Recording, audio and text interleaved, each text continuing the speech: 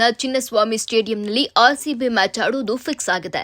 Chinnaswamy ಸ್ಟೇಡಿಯಂನಲ್ಲಿ RCB 5 ಪಂದ್ಯಗಳನ್ನು ಆಡಲಿದೆ. ಜೊತೆಗೆ ಐಪಿಎಲ್ ಉದ್ಘಾಟನಾ ಪಂದ್ಯವು ಚಿನ್ನಸ್ವಾಮಿ ಸ್ಟೇಡಿಯಂನಲ್ಲಿ ನಡೆಯಲಿದೆ. ಪ್ಲೇ ಆಫ್ ಪಂದ್ಯ ಚಿನ್ನಸ್ವಾಮಿ ಸ್ಟೇಡಿಯಂನಲ್ಲೇ ನಡೆಯಲಿದೆ. ಐಪಿಎಲ್ ಫೈನಲ್ನಲ್ಲಿ ಸಹ ಚಿನ್ನಸ್ವಾಮಿ ಸ್ಟೇಡಿಯಂನಲ್ಲೇ ನಡೆಯಲಿದೆ. ಇದರೊಂದಿಗೆ ಬೆಂಗಳೂರಲ್ಲಿ 7 ಪಂದ್ಯ ನಡೆಯಲಿದೆ. ಚಿನ್ನಸ್ವಾಮಿ ಕ್ರೀಡಾಂಗಣದ ಬಳಿ ಕಳೆದ ವರ್ಷ ನಡೆದಿದ್ದ ದುರಂತದ ಬಳಿಕ ಬೆಂಗಳೂರಿನಲ್ಲಿ ಒಂದೇ ಒಂದು ಕ್ರಿಕೆಟ್ ಪಂದ್ಯವೂ ನಡೆದಿರಲಿಲ್ಲ.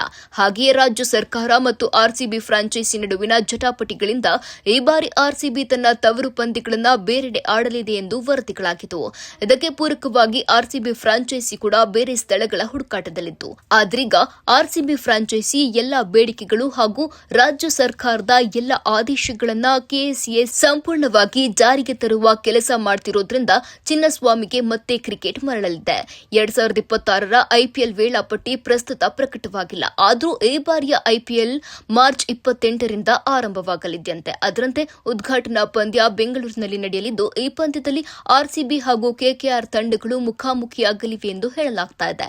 ಜೊತೆಗೆ ಆರ್ಸಿಬಿ ತವರು ಪಂದ್ಯಗಳ ಲೆಕ್ಕದಲ್ಲಿ 5 ಪಂದ್ಯಗಳನ್ನು ಬೆಂಗಳೂರಿನಲ್ಲಿ ಆಡಲಿದ್ದು, ಉಳಿದ 2 ಪಂದ್ಯಗಳನ್ನು ಛತ್ತೀಸ್ಗಢದ ರಾಯ್ಪುರದಲ್ಲಿ ಆಡಲಿದೆ.